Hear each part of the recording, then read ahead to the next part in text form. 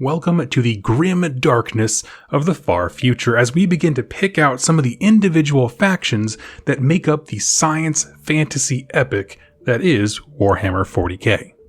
Games Workshop was kind enough to start sending me codexes for the current edition, and I've been loving what I'm reading because I've had the hardest time jumping into the lore for 40k, but the new edition or streamlining of the codexes, basically they take a very minimal approach to it and give you a better sense of the army. So I've been keen to jump into the lore for this kind of grand narrative, and I figured which faction would be better to start with than the iconic Space Marines.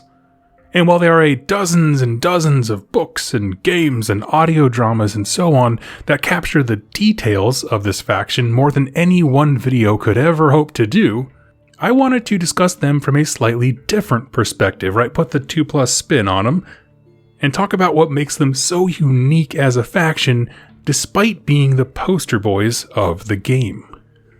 And so let's start with the most basic question there is. What are Space Marines? Also known as Adeptus Astartes, in short, they are genetically and surgically enhanced superhuman warriors.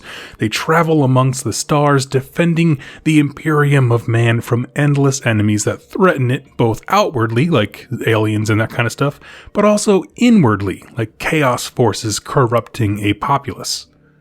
And while a majority of Black Library novels and media present them as the kind of quote-unquote human perspective, the one that we're supposed to follow, in the 40k universe, that's actually a bit deceptive, because they aren't human like you or I.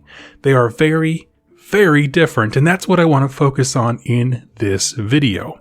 Because if you want to play as a human in the 41st millennium, Astra Militarum, or the Imperial Guard, is the way to go. But Space Marines represent a specific achievement, a scientific achievement that nearly eliminates their identity as humans in order to become a more effective sword and shield of the Imperium. And that's honestly the nugget that interests me that I don't hear talked about enough, is that sentiment that in order to save and protect humanity, we have to sacrifice the humanity of some. And in reviewing the lore from Codex Space Marines, one thing is made insanely clear. GW wants you to have the freedom to create whatever kind of Space Marine you want, which is awesome for narrative building, but gets a little hard when you're trying to do a lore exploration, because I can say, Space Marines recruit initiates, this way, and then there's like 100 examples of Space Marines doing it a very different way. So understand that pretty much everything we're going to discuss going forward here has near unlimited flexibility, and I'll just be talking about kind of like the stereotypical Space Marines, right? What they envision when people talk about Space Marines from the Imperium's perspective. But it is not meant to be a restriction in any way. So let's first dig into how are Space Marines created. Well, despite my emphasis that they are no longer human, they do of course start that way. In fact, when aspirants are taken to begin the process of becoming a Space Marine, they are almost always children to young adults. The reason for this being, if new recruit is too mature, like their bodies have grown enough, their bodies will reject the surgeries and genetic changes to come. Now, how these youths are found and recruited varies wildly. Okay, some Space Marine forces pull recruits, exclusively from hostile and dangerous planets known as death worlds, and the logic there is that these harsher environments breed a hardier stock of people. Others apply the same logic to, say, hive planets like Necromunda, where fierce gang war sharpens the survival instincts of anyone who wants to make a life there. However they are initially selected, aspirants then begin the rites and trials and challenges needed to vet out the weaker among them. Oftentimes, chapters, which is the name for a typical Space Marine army, will have a grandiose trial for their aspirants. So one example would be, my favorite is actually the Space Wolves, because it's actually in the Space Wolves omnibus section, where they basically drop aspirants off on a snowy tundra with like nothing but like a knife or something, and then they demand that their recruits survive the harsh planet and travel to their base like at the top of a mountain super far away. And the idea is like, if you survive, you're in. Again, this process can look very different for each chapter, but the core idea is to make sure that only the toughest and the most resilient aspirants go further in the process. Because from here on out, it gets super bleak, okay? We've already had a bunch of aspirants die just by getting to this specific point. And understand that what I cover next takes many, many years. It's not instant by any stretch, and they all happen to kind of mix together over time. So it's not like you do one thing and then the other. These are all happening intermittently. So firstly, there are genetic manipulations. Each and every Space Marine is a genetically modified superhuman.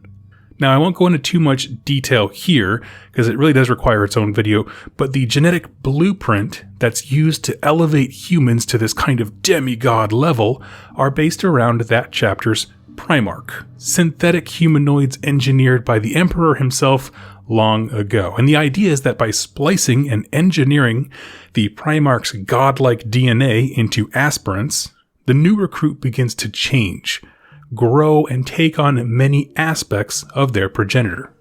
Again, this is all super simplified. We're going to get there eventually, but the important takeaway here is that as an initiate, you are being changed on a genetic level to be something more than what you started as. Next are the surgeries.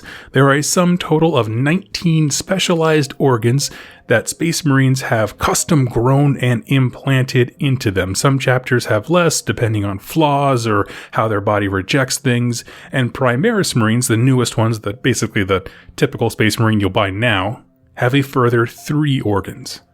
And these are kind of a wide array of things. I'll do a video talking about all of them, but they can be super practical, like having a second heart so that your blood can constantly stay pumping no matter what. And the somewhere out there, like the omophagia, which is that you gain memories based on what you eat. So you can eat the brain of an enemy and begin to understand them. And like I said, I can do a video talking about the organs specifically later on, but this is really to the point where the genetic changes matter, because they're changing in ways that allow them to really use these organs, and they're not simply bolted on. Then, of course, you have the endless hours of training and drills and education and so on, because as I've stressed, all of this takes years. So in between surgeries, they do fire drills, and as their bodies change, they're doing more melee training and so on, getting used to these, what used to be weapons that were way too heavy to carry, and now they could slowly begin to lift them as muscle mass develops and their, spinal cords get stronger. But one last thing I want to touch on, and to me, by far the most interesting, on this channel, we talk a lot about identity. Black Library writers do a wonderful job of depicting great heroes that are marred by flaws or internal struggles and so on, and Space Marines exemplify that to me. You see, along with all of those physical changes we talked about, aspirants undergo intense psycho-indoctrination. Their minds are tinkered with in ways that are kind of hard to comprehend. You see, when the Emperor set out to make the perfect warrior, he made a decree, and they shall know no fear. And oftentimes, we, in our kind of, relaxed understanding of language, would be like, oh, okay, so they're going to be super brave, right? But in actuality, he's like, I'm going to dig into your brain and rewire your psyche so that you do not know fear. It doesn't mean that they're reckless, but their sense of self-preservation looks super different from yours and mine. How they see colossal hulking threats, they go straight to the part of solving the puzzle. Well, how do we defeat this? There's no hint of fear within them. They don't paralyze when they see true devastation. Throughout this indoctrination period, they are, to put it in modern, way oversimplified terms, it'd be like if you plugged into a PC and it downloads everything their chapter thinks new recruits should know. How their weapons function, the history of their chapter, military tactics and strategies, while simultaneously removing bits and pieces of the human experience, fear, love, and so on. And I say it's the step that I'm most interested in because while the other steps we talked about make them dangerous, this is what makes them different from humanity in a worldview perspective. And again, every chapter is different. I can't stress that enough. So what a post-indoctrinated neophyte, the name of a recruit, looks like may differ. They all started on this path of changing in massive and meaningful ways. And a big part of those changes typically is that their sense of order and self is less defined by mortal things like personal achievements, age, pride, experiences, and more about the structure of a Space Marine life as depicted in a document called the Codex Astartes. The Codex Astartes is essentially a blueprint for how Space Marine chapters are structured and organized, and while not every chapter follows it to the T, all respect it as an important document in Imperium history. Also keep in mind that this guidebook, essentially, was written thousands of years ago as of the current time period in 40k, and in that time, scholars, tacticians, philosophers, and so on have had the chance to change and interpret and deny different aspects of the Codex. And so, much like a religious document may evolve in how we interpret it and apply it to our lives over time, so too has the Codex Astartes, and that's why you'll see kind of different versions or different takes on what a Space Marine chapter should look like. And it dictates quite a bit, like how the chapter's organization is. It's the blueprint for what Gilliman, who wrote it, who was one of the Primarchs, envisioned what chapters should be and how recruits move through the ranks and so on. Now, from this point on, once all the surgeries and the training is done, any new aspirants are full-on Space Marines once they move through the lower tiers of ranks, starting as a scout typically, until their implants are fully in. And to be a Space Marine is to be a warrior without equal, a demigod of battle constantly surrounded by enemies both at home and abroad.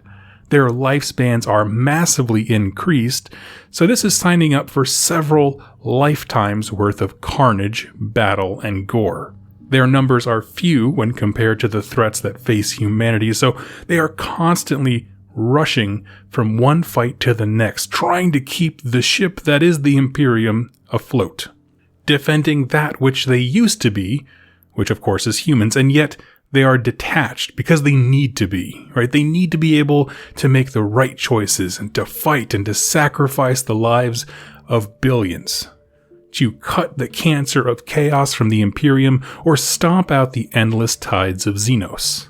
They are the ultimate weapon that mankind has been able to craft and is really the only hope we have for survival. And with all that out of the way, why do I think Space Marines are cool? This is actually the faction that I jumped in with. I'm doing mine as Imperial Fists, which we'll talk about more later, of course. This video was intended to be sort of a baseline thing, so I can point back to it and kind of direct folks that way, because when I cover the supplements of specific chapters, I promise it'll add so much more flavor and worldviews and kind of context for these different types of armies.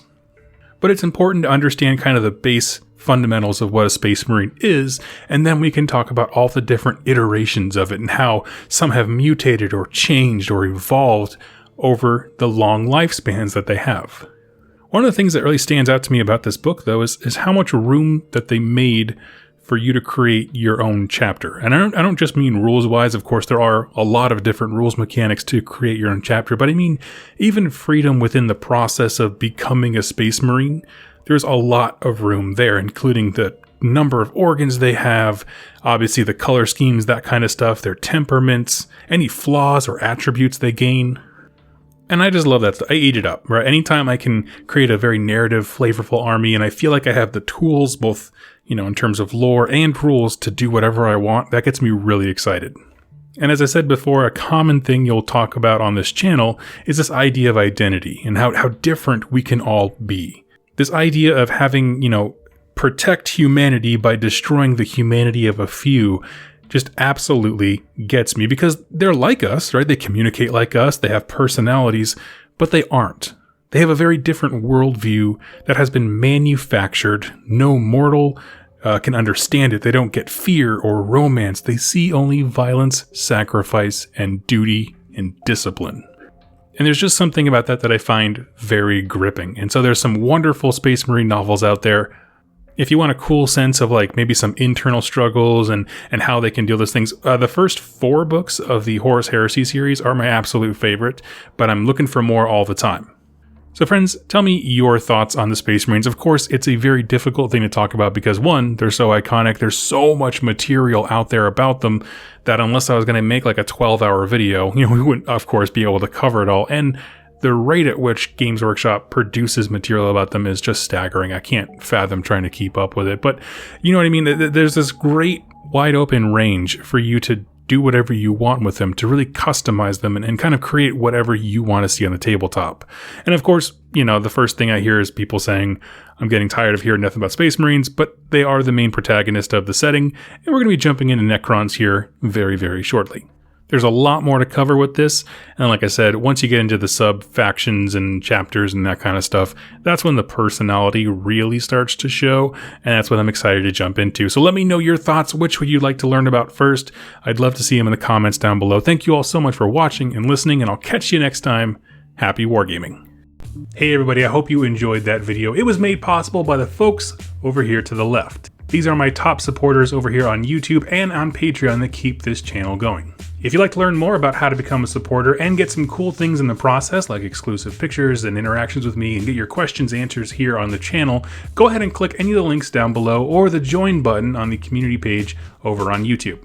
Regardless of your choice, I wanted to thank you so much for joining me with this video, and I look forward to seeing you in my next one. Happy wargaming.